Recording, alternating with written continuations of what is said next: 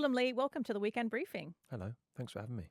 I want to start at the beginning so that people get to know your origins because you are proudly Welsh. Yeah. And as I understand, your friends at school gave you, I think, the kind of mean nickname of a plastic Welshman. Was it mean or was it said with affection? And also explain what that means to an Australian audience. What a Do you know plastic what? Welshman is. And I'm Yeah. also sorry if that brings up some trauma, some Yeah, early it's trauma. very triggering, very triggering. It's like a phony Welshman, because I was born in Bristol, grew up in Birmingham in the Midlands, but to Welsh parents. So I've always thought of myself as being, Welsh by heritage and upbringing. But yeah, those horrible, cruel people kind of thought it was just that I'm inauthentic, Like a not a proper Welshman, a fake Welshman. a fake Welshman, a plastic Welshman. Okay. Yeah. And yeah. what do you identify as now? Like still a proud Welshman, or is I've really kind of embraced my brumminess a bit more, actually. well, I don't know what that means. Well, Someone sorry, from Birmingham. Yeah, Someone right. who's from Birmingham. So I guess I never really knew where I was from because although I grew up most of my life in Birmingham for about 17 years, it didn't feel like home necessarily because I wasn't born there, and I don't know, our roots weren't there necessarily. So it didn't feel like home until I've looked back at it, and I look back at my time there with fondness, and I've got a bit of a Brummie accent, and all my friends are from Birmingham. My parents still live in Birmingham. My sister lives in Birmingham, so I've got these roots there. These connections there. So I suppose it's more looking back at like my childhood now. I'm kind of proud of that connection. Isn't it funny how that happens? Like Yeah. you look back and often you're trying to, I don't know why, but distance yourself. I mean, I know Birmingham was a bit working class. Is that fair to say? Yeah, it is. It is parts of it is. It is working class. But I suppose it was because I was always trying to like prove that I was Welsh. I was always trying to like define my identity. Yeah. And so to acknowledge my connections to Birmingham would be denying my Welsh roots in some ways. So yeah, I've realised that was just all a bit meaningless, really. And actually, we're all just a kind of collection of everywhere we're from, and all that kind of stuff, and that's fine. That's okay. It doesn't make me less Welsh. It doesn't make me. It doesn't make you a plastic Welshman. Well, no. Exactly. Okay, and so in those years at Birmingham, you were drawn to the stage. As I understand, you got your first Shakespeare role at 16. Yeah. Tell us about that and what it was. Yeah, so I always loved doing acting and all things drama as a hobby, really. And so that would be the school play and all that kind of thing. And then when I was about 12, we had a local drama group called the Central Television Workshop. They came to visit our school and a number of schools in the area to audition kids for a TV program, like a kids' TV program. I can't even remember what it was called. And I didn't get the part, but I got very close, down to the last two. Story of my life.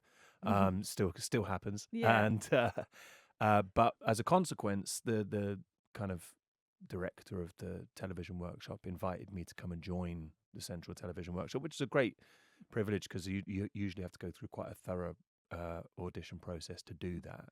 But he kind of saw what I'd done with that TV audition and invited me along, and it was great. It was like a kind of very loose training of young actors, but also local production companies and theatre companies would occasionally use the workshop as a source of casting young talent in their productions.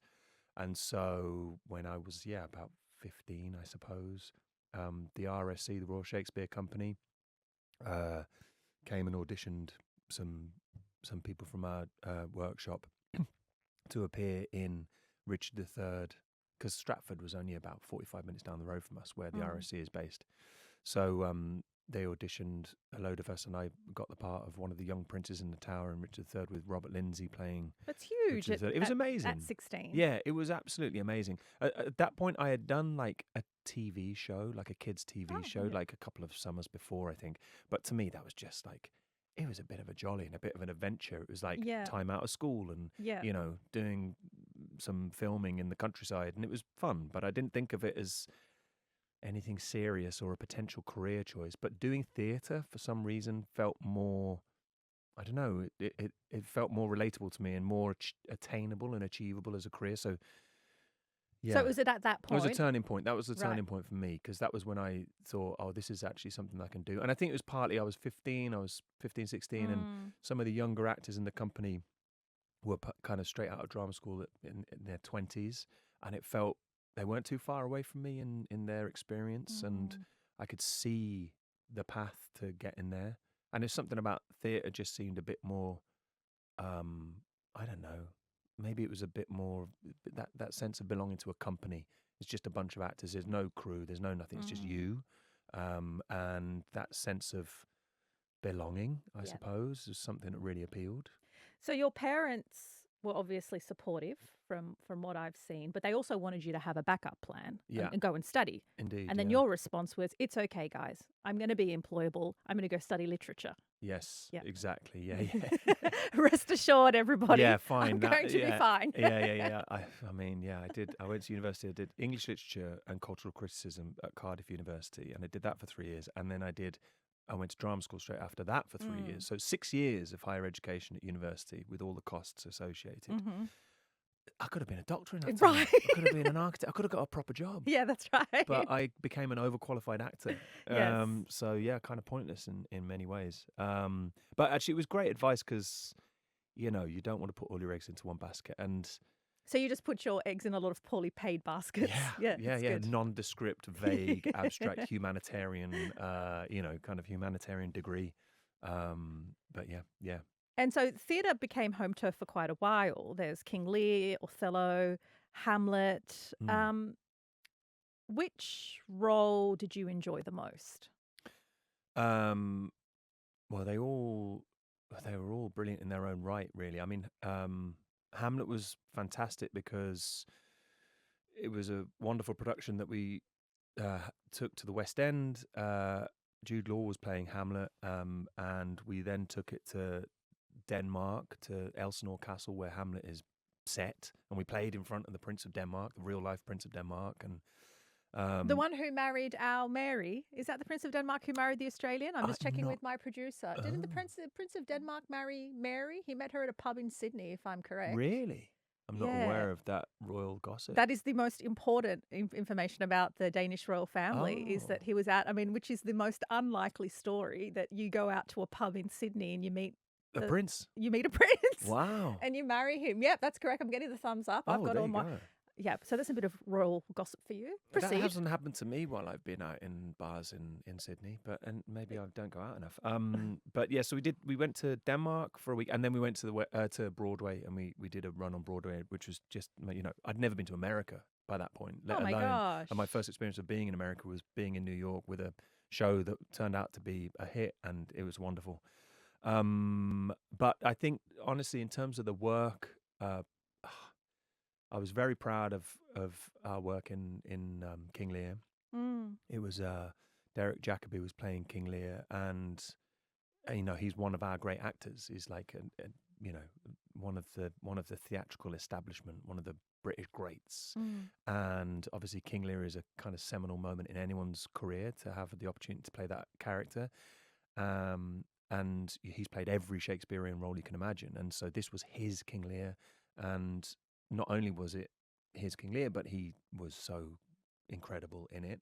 So it felt like a real privilege to be a part of that kind. It felt like being a part of like British theatre history in a way, to be involved with that. And Edgar's an incredible role, and again we did that in London, and we took that to New York as well. So yeah, I was very proud to have been part of that. But I'm lucky. I've had lots of variety in my career, so every job so much variety, offered a challenge, and offered something else. Which we're going to unpack the various work you've done on stage and screen, and then also here in the Red Centre in Australia. But before we do that, you have described acting as a social opportunity.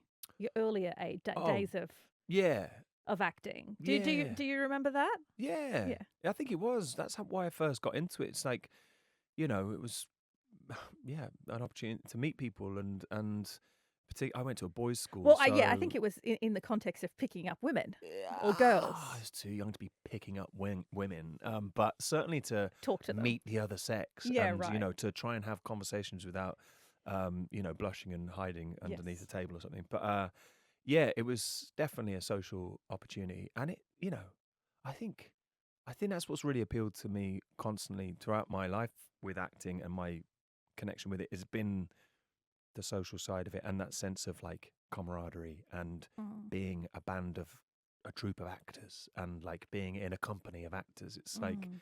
hugely appealing. And maybe it goes back to what we were saying before about like I've always wanted to try to figure out my identity, who I am, where I'm from, Yeah. and I've always felt at home with actors, Mm. really.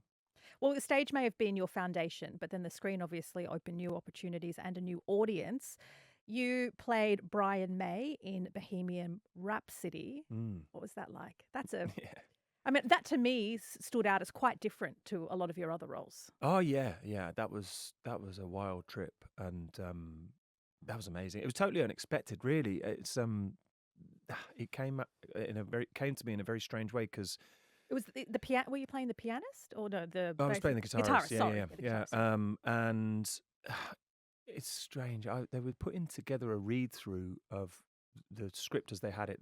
The project had existed in many different forms for about 10 years with different writers, different directors, and all this kind of thing. And they were ready to go with Rami playing Freddie Mercury, Mm. and so they wanted to see the state of the script, see where they were at. So they got together a table read of the script, and the casting director was tasked with the challenge of trying to find a bunch of actors that would do a good job and were professional and would turn up on time and put some work into it and all that kind of stuff.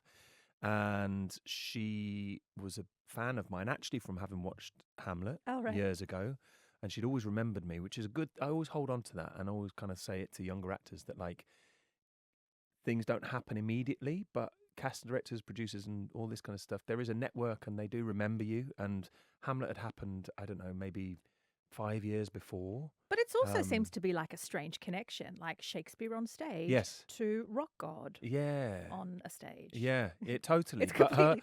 her loyalty to me remained, and Yeah. and so she brought me in and she said, "Look, you're not on the radar of these producers. You haven't done any films. This is not, kind of, Mm. you're not like on their list necessarily. But I like you, and I think you're good. So, prepare Mm. for this read through." Do some research, figure out his mannerisms and his vocal quality, all that kind of stuff, and bring it into the read through. And I did. I kind of sat next to Rami as it happened, and I kind of gave a performance as Brian May in this read through. And Rami was like, "Oh my God, you sound exactly like him! I can't believe it!"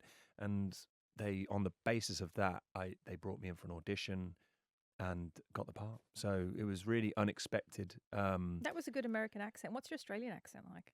Oh mate, probably quite bad. Probably quite bad. Probably I quite mean, bad as I'm proving. it's okay. Yeah, it's yeah. You Well, put me on the spot, but yeah. yeah, okay. I give you like a 6 out of 10. There's room for improvement Give it there. time. By the end, well, I'll warm up into We'll it. warm up. Yeah, Okay, yeah, very yeah. good. I'll tune my ear in. Yeah. Um, so you've also obviously done some incredible work in Midsummer Murders to Jamestown to The Great. A lot of, do we call them period dramas, historical dramas? What do we? Yeah, I suppose so. Yes. Yeah. Well, they're just like Period set dramas. in different times. Yeah, yeah. Did any of the projects actually teach you anything about survival of the times on set? About survival of the period of history. Yeah, of that period. Certainly the Great. I mean, it was such a kind of anarchic, wild time that, Mm. and people, life was treated quite. Life was cheap. People would just be kind of got rid of in an instant, Right. and everyone's kind of living on instinct, and there is a real survival instinct. And Yeah. a big part of that show was trying to represent or present the idea of a court, Mm. and we've kind of like lost. We don't really know what that means, but like there are all these, aristocrats Mm. living in a huge palace amongst each other, knowing everyone else's business, knowing everything about each other, and just kind of like sharing the same corridors and constantly kind of aware of each other and suspicious of each other in this kind of world of survival and dog eat dog and all that kind of thing. So that was a large part of it. I always thought it was a bit like being a student in a halls of residence. Yeah, You know what I yeah, yeah, mean? yeah, Like yeah, yeah. that kind of thing where like anything goes and there's a wildness to it. But the fact that you could possibly lose your life at any second as well, which wasn't my experience of university. But yeah. You also had, can I call it your Australian chapter or your top end franchise Yeah. chapter. Yeah, yeah, yeah. Again, unlike any of your other roles, Mm. because your career has been so varied. What was it like filming in the Northern Territory? Because not only is that like unlike any of your roles, it's also unlike any other part of Australia. Yeah, it's been a really surreal turn of events in my career that, yeah, I've ended up kind of carving out a bit of a life out here. And it started with the film in 2018. Mm. We shot the film, and um, yeah, it was great. We were out in the Northern Territory. It was a road trip movie essentially. So we were traveling around and filming in the most incredible parts of the world, and parts of the Northern Territory that no one else would get access to, because we were given permission to film on kind of, traditional lands, which was such a privilege. And again, yeah, something you never expect to do as a British actor. But yeah, to be brought into the embrace of like that community by Miranda and Yeah. the makers of that film, first of all, was really, really, really special, and it meant a lot to me. And that film exists in its own right, and I thought that was that was it. Yeah. We took it to Sundance, and it did really well there, and it kind of had a warm reception amongst audiences around the world. And you think that's the end of the story until I got a call about a year and a half ago, from Miranda at first, and then from Rosemary Blight, who's our producer, saying Amazon are going to be kind of developing this into a TV spin-off series. And all of a sudden you're looking at the prospect of coming back here and continuing that story. So just to get those listening up to speed, Miranda Tapsell is the writer and I believe director. Writer and producer. Writer and producer. Actor. Yes, and the lead actress. the lead She's actor. obviously The only thing she much didn't do was catering, I think. She Okay, did she's everything else on that. a very talented First Nations actress and filmmaker. What I love about Northern Territory, which you probably came across, even their daily newspaper has front pages like no other. Like Mhm. they'd be like the dog Mhm. did a bog, whatever the dog did, it took a shit on the bog. Have you seen those kind of Yeah, front yeah, yeah, pages? yeah, Like yeah. it's unlike anything else. Yeah. Also, the fact that one of their tourism campaigns is, and I saw it on your Instagram, see you in the NT. Yes. Yeah, well, yeah. I mean, we drop Yeah. and I think in polite British society, the C word is considered quite It's a term of offensive. affection. Oh, is it? Oh, okay, because here we just drop it like it's Tuesday. I mean, it probably is. It probably is offensive to most, but amongst my friends, I'd call it a term of endearment. Oh, Yeah. it is? Okay, Oh, the very worse you good. speak about people, the more you care about them, I think. Okay. Yeah, All right. yeah. So that wasn't shocking to you at all that the part of the tourism campaign. I mean, when was to something see you offers in- itself up like that, an opportunity, you can't say no. Right. It's like there's yeah. Anyway, we'll carry on. No, do tell. Oh no, it's just I'm just getting more and more blue. But my mate is from Donegal in Ireland, and there's a village in Ireland called I'm going to regret saying this instantly. There's a village in Ireland called Muff, and they've taken up they've leaned into the muff. Yeah, as you would, right? Oh, I love yeah, that. Yeah. I won't go any further on that. So Top End Bub is available to watch on streaming. It's chaos wrapped in family drama. What can audiences expect? That's the same, but also, I guess, different from any of the earlier iterations of Top End. Well, so the story picks up 5 years down the line. The film was about the marriage and the romantic comedy of Ned and Lauren, these two characters, getting together and ultimately getting married. And this TV series picks up 5 years down the line, where the couple are very happily living their lives as young professionals in the city in Adelaide. They've made a conscious decision to be a child-free couple. And then out the blue, there's a phone call. Lauren gets a phone call to say that her cousin has died up in the Northern Territory. I am going to jump in here because we're going to play a little snippet of the trailer that helps finish that thought. Oh, good. Hey, what's happened? It's Renelle. Been a while since you two been back up here in Darwin. Renelle left behind a daughter. She's Lauren's responsibility. It's like a metaphorical thing, right? Did I say metaphorical? It's tea we wait, they're same blood. That's what Emma do. We share the load. And so you're obviously thrilled to share the load. Yeah, I mean, it's a big ask. Yeah, it's a big ask. They are, there's this whole kind of system of kinship in the Aboriginal community, and as a consequence, they are not just kind of expected to, it's not some abstract relationship that she has with her cousin or cousin's daughter. It's like a bond and a Mm. tie and a blood connection, which means that they are bound to be Mm. up there and look after this child. So, Lauren probably knows that more than this is all news to Ned's as a kind of outsider, a British guy, kind of trying to get his head around these ancient concepts.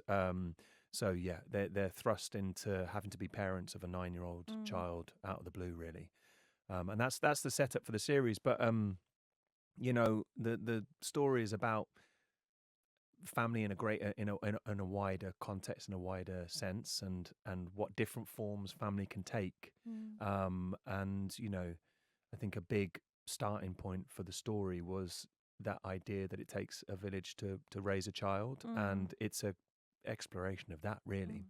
Mm. Lauren and Ned think that they're the sole parents because of this kinship connection, but in actual fact there are uncles and aunties and cousins and grandparents, and that everyone chips in to kind of like bring this family Mm. back together after this tragic loss.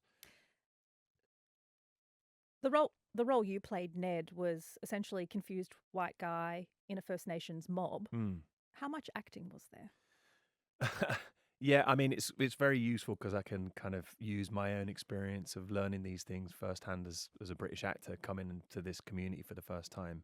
And in actual fact, we had conversations during rehearsal process with Ursula Jovic, who plays Daffy, about the kinship system, and she was explaining it to me. It was total news to me, I'm ashamed to say.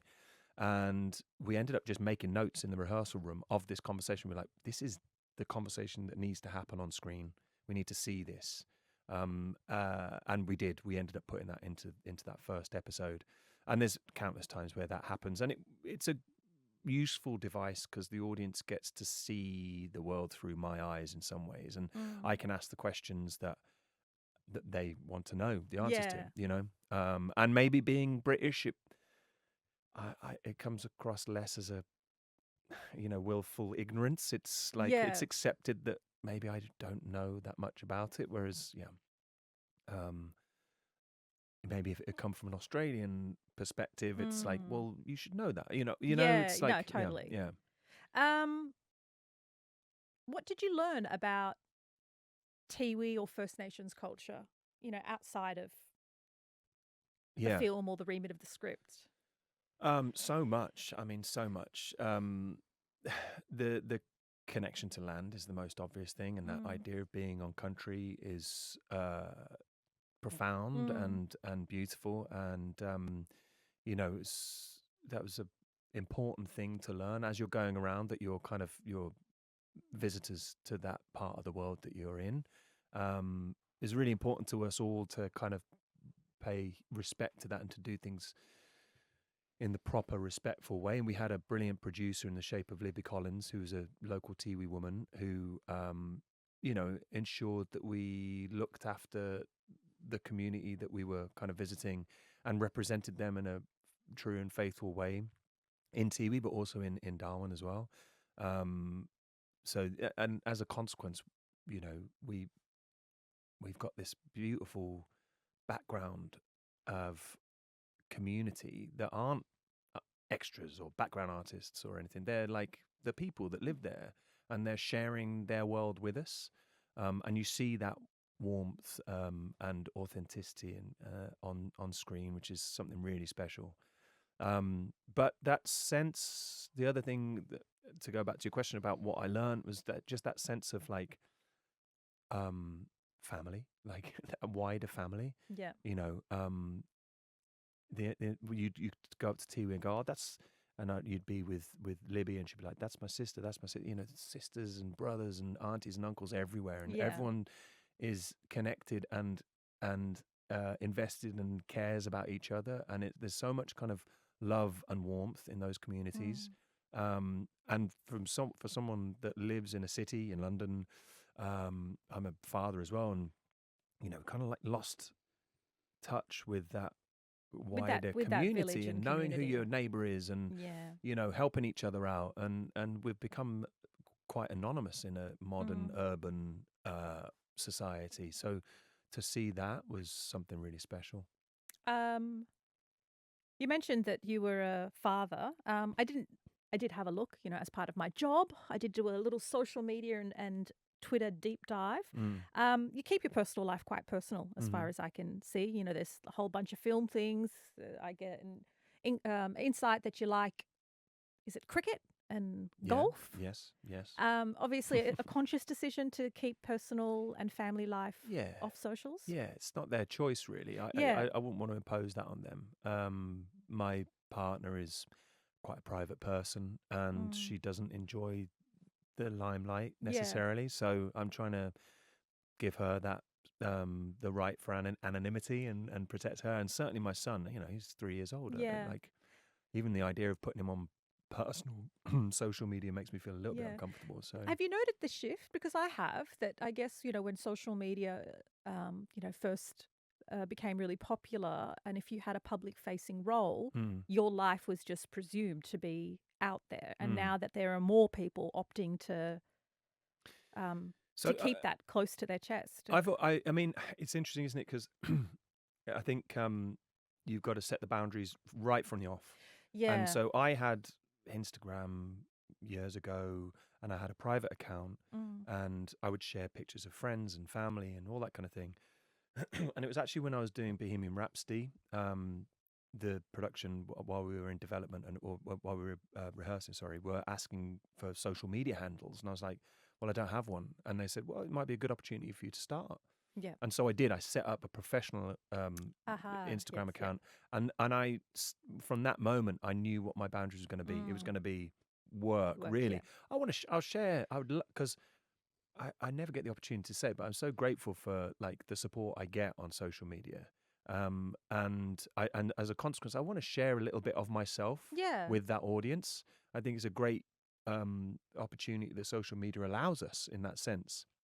But equally, I want to keep the professional boundary at the same time, that it's about work and about me and not about anyone else. Yeah. Cool. Yeah. So you've obviously done a lot of Shakespeare, Queen, The Outback. We didn't get the chance to dabble into, but you do voice character work for video games as well. Yeah. And then I was like, this is interesting. Like, I feel like all that is needed for your varied career portfolio is something like Strictly Come Dancing, or I'm a Celebrity, Get Me Out of Here NT edition. Would you do reality television? It's not really my bag, because I'm an actor. I really don't see myself as a celebrity in any way, shape, or form, and I kind of think they're celebrity programs in some way, and I don't really want to be a celebrity, so it's not a kind of avenue I'm really that interested in exploring. Having said that, I'm going to be honest. I did see SAS Rogue Heroes, and I thought that was. Do you know the reality TV show SAS? Yes. Yeah. I thought that, I was like, oh, he has done reality television. Oh, yeah. But I'm like, no, that's actually, that's a that TV is not show. that's a TV No, I show. know. I mean, to be honest, when there are certain celebrity programs that do appeal, and it would be those things that tap into something that I'm interested in Like anyway. what? Well, Like that SAS thing would be quite cool, because like, the actual SAS, not the TV show that you did. The physicality of it, the training. Because you're a marathon runner, and yeah. I love and I love the outdoors and all that kind of stuff. Or like cookery shows. I'm not much of a baker, but I love cooking. Yeah, okay. Shows like that would be interesting. But again, it's like, it's inviting this whole different scrutiny of your life and of your career in a way. And I'm like, I don't know about that. Okay. Well, I think you've put it out there. You put it out there to the universe. You're open to SAS. You're open to some sort of cooking show. So let's see what the casting gods deliver. Yeah, exactly. Yeah. It's been wonderful chatting. Thank you so much for your time. Thanks very much. Nice chatting to you.